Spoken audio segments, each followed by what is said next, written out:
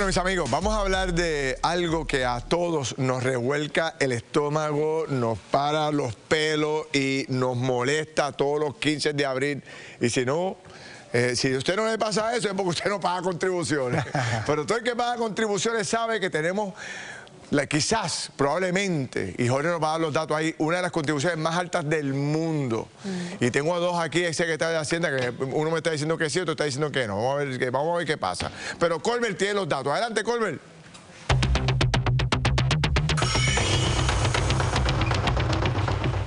Así es, Felidán, el pueblo de Puerto Rico está esperando un alivio contributivo, que fue una de las principales promesas de campaña de la gobernadora Jennifer González.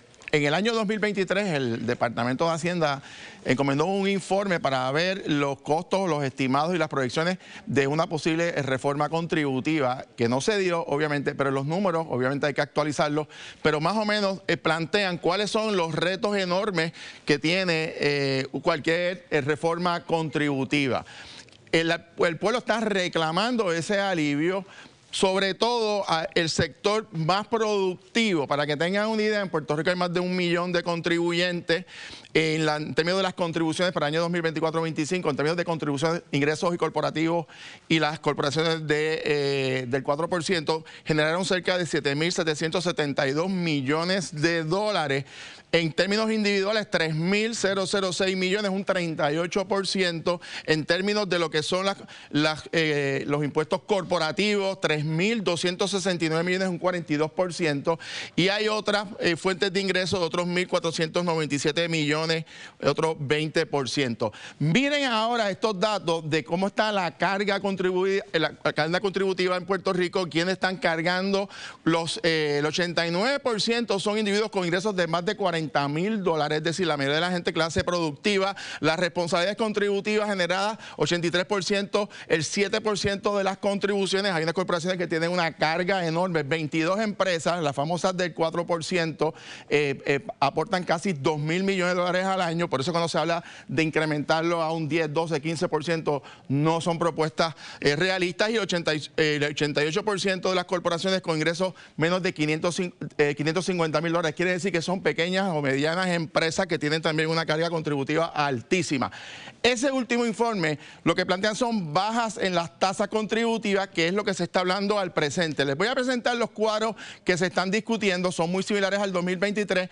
El reto, ¿cuál es? Adivinen, ¿quién los paga y de dónde sale el dinero? ¿Qué es lo que se está planteando? Bajar las tasas de 33 a 30%, es decir, un 3% para los individuos, las corporaciones de 37.5 a 34%, en términos también de darle unos beneficios a las personas de 65 años o más, un bono cerca de $400. Y aquí básicamente es el problema, señores, el estimado preliminar, fíjense, aunque son 500 millones en total, se estima que hay cerca de 237 millones que vendrían, según las proyecciones, de gente que va a regresar a Puerto Rico, de nuevos negocios que se van a abrir. O sea, que son ingresos proyectados un poco llenos de incertidumbre, pero aún así se plantea en el informe que hay que buscar 263 millones recurrentes. ¿Qué quiere decir eso? Que eso tiene que ser para todos los años.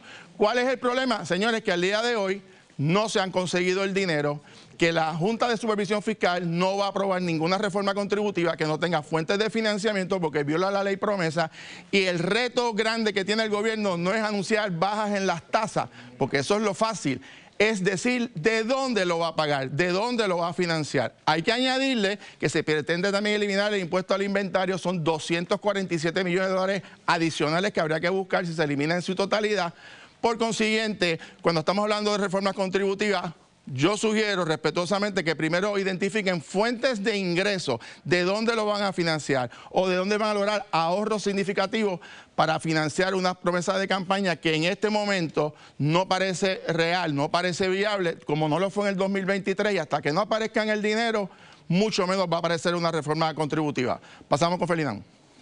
Con ese preámbulo tuyo, hermano, estamos chavados. No hay forma, está muy negativo, ¿vale? De eso hay que conseguir esos chavos por algún lado. Mira, Paco los tiene. Paco o Zaragoza, uno de los dos va a dar la solución aquí al problema. Porque dijo hoy, bueno, ayer, mejor dicho, Tomás Rivera Chatz, que la reforma contributiva se va a aprobar de aquí a noviembre. Pues quiere decir que tienen los números, tienen los datos. Deberíamos pensar que los tienen. Para explicarle a la ciudadanía, el gobierno de Puerto Rico presupuesta en gastos cerca de 13.100 millones de dólares. Gastos. Es una barbaridad. Una cantidad de dinero que cuando yo entré en el 2017 jamás hubiese pensado que el gobierno iba a estar gastando en esa magnitud. Si no miran la pata del gasto, que para mí es donde está la solución para poder recalibrar el sistema. Reducir ese gasto. Se le va a hacer bien difícil. Y también hay otro defecto del presupuesto, no es tan solo que se gastan 13.100 millones, es que gastan muy poco en obra de capital, en infraestructura, solo cerca de 250 millones. ¿En qué es lo más que se gasta? Cuando tú veías el 60 y pico de por ciento, casi 70, se va en nómina, el sistema de pensiones y el servicio a la deuda. Y Puerto Rico no es una de las jurisdicciones más endeudadas, así que realmente donde está el grueso a nivel operacional es nómina y el servicio a las pensiones. Nómina y pensiones. Nómina, pensiones y servicio a la deuda. Ahí hay como 8 de los 13.1. Sí. Pero 8 de 13. Mira, aquí la Junta, ¿verdad?, lleva insistiendo, y yo creo que el grueso del país puede estar de acuerdo que hace falta una reforma del sistema, ¿verdad? Ellos usan la palabra holística. Sí. Que eso es... Holístico es cuando tú no vas a hacer nada. Dice que lo quieres hacer holístico. Entonces, como los usualmente comités, lo holístico, usando el lenguaje pueblerino, tú sabes que dicen que el bofe ahoga. Sí. Pues cuando es muy grande, pues no se va a hacer nada. Yo creo que la forma, y yo creo que por donde va Tommy, la forma de reconciliar eso con la necesidad urgente de ponerle dinero en la mano a los puertorriqueños para manejar el aumento de costo de vida, lo de la luz eléctrica, es hacerlo por etapas. Vamos a hacer individuos primero, ¿verdad? Vamos a decir que cuesta 280 millones. Siempre en mayo, por ahí, con los excesos de recaudo se enmienda el presupuesto. Vamos a hacer una reservita para un año de eso. Corremos la reforma, cuesta 280. La Junta usualmente toma una posición contraria a la lógica, porque uno dice, cuesta 280 millones, pero mucho de eso te rebota para atrás. Está bien, pero todo eso que usted plantea, ¿en cuánto se logra? Trabajar en Puerto Rico cuesta.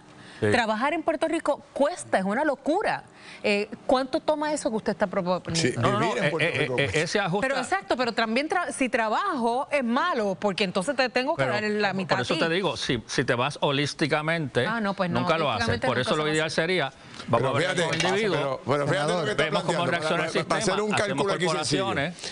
¿Los empleados públicos siguen siendo cuánto? ¿100.000, 150.000? Está rondando cerca de los 100.000 de gobierno. 100.000. Más entonces los pensionados deben ser unos 50.000 pensionados que hay en Puerto Rico, algo así. Bueno, se van casi 3.000 millones, 2.000 del pago del ¿Cuántos pensionados pueden haber en Puerto Rico? ¿100.000? No, tienen que haber 300.000. 300.000 pensionados. Bueno, felizmente se van 2 billones al PAYGO y 1 billón para la acumulación del fondo. Son 3.000 millones. Estamos hablando de que entre pensionados y empleados públicos, ahí no se toca nada del millón de trabajadores que hay en la calle todos los días. No se toca ninguno, no se beneficia en nada. Ferdinand, tú pusiste a jóvenes, a millennials y para abajo a pagar un IBU de 11.5 para subsidiar un plan de pensión y una nómina bien abultada.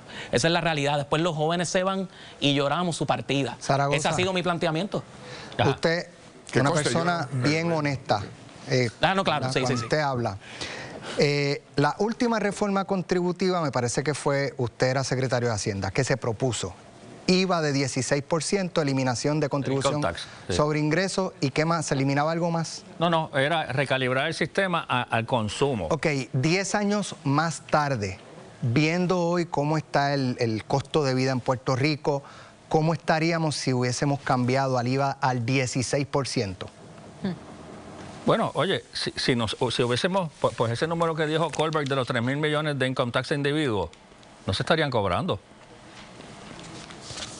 ¿Verdad? Porque lo que hubiese pasado era, y la teoría era, vamos a dejar que la gente tenga dinero en la mano y cuando lo gaste, pues entonces ahí si hubiese podido cumplir con el plan de regresión para las personas de menores recursos económicos. Pero eso yo no creo que hubiese sido la solución, porque el problema es un problema de fondo más profundo, ¿verdad? La desindustrialización. Hoy estaríamos igual.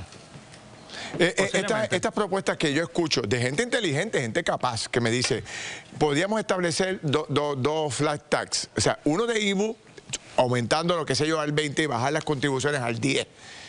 Y esas dos cosas provocarían que la gente tenga más dinero en el bolsillo y que gastara mucho más y que lo recobraríamos por otro lado, un poco parecido a lo que planteaba Zaragoza. ¿Eso ustedes lo hablaron? Lo que ocurre es que un flat tax del 10% a todas las personas va a ser una reforma de muchos perdedores porque hay una cantidad significativa de personas que hoy no pagan contribución sobre ingresos a pesar de que generan ingresos. Particularmente los ingresos más bajitos, personas de 20 a 25 mil dólares que generan de ingresos, esas personas pagarían el 10% y actualmente pagan cero. ¿Se puede hacer aprobar una reforma en tan corto tiempo como dijo Rivera Chat de aquí a noviembre? Yo veo piezas legislativas puntuales sobre eso. O sea, que todo depende de la definición de reforma. Se puede hacer por fase. Vamos a ser individuos. Vamos a ver cómo reacciona el sistema. Vamos a hacer corporaciones. Estamos a principio de cuatrienio. Vamos a ir llevándolo poco a poco. La gente que nos está viendo debe estar diciendo, y yo sé que ustedes, ¿verdad? Obviamente nos traen los escenarios reales, pero ¿cómo es posible que en un presupuesto combinado de más de 20.000 millones nosotros no podamos hacerle justicia al pueblo trabajador ni a los viejitos? ¿Cómo? Ferdinand, o sea, es que no hay forma de entenderlo. Ferdinand, porque hay dos políticas públicas que son innegociables en Puerto Rico, la nómina abultada y el pago de pensiones, y mientras esas sean las posturas del 70% del Estado, pues no van a haber grandes cambios a nivel de nuestro sistema. Como 8 billones de los 13.1. PayGo, que es porque las pensiones se pagan de la caja. O sea que en el fideicomiso todavía no hay carne. Hay muy poco margen para... Imagínate, si te gastas 70% casi en nómina ¿Y qué vamos a hacer? Tienes que pagar luz, tienes que pagar agua. ¿Y qué vamos a hacer en 5 o 10 años cuando la población de la tercera edad aumente de forma dramática? Y la crisis de la salud y la crisis de tantas otras cosas, ¿qué vamos a hacer? Por eso mismo es que, contrario a ver la muerte o la disminución inminente de los fondos federales, ¿verdad?, extraordinarios, que va a ir menguando, tan contrario a verlo como un riesgo, tal vez hay que verlo como una ventana. Si vas a hacer una reforma, hazla ahora, porque ahora es que tienes margen para ver cómo reacciona el sistema, ¿verdad? A veces la gente dice, lo peor del mundo es tú tratar de hacer una reforma cuando estás pelado. Sí.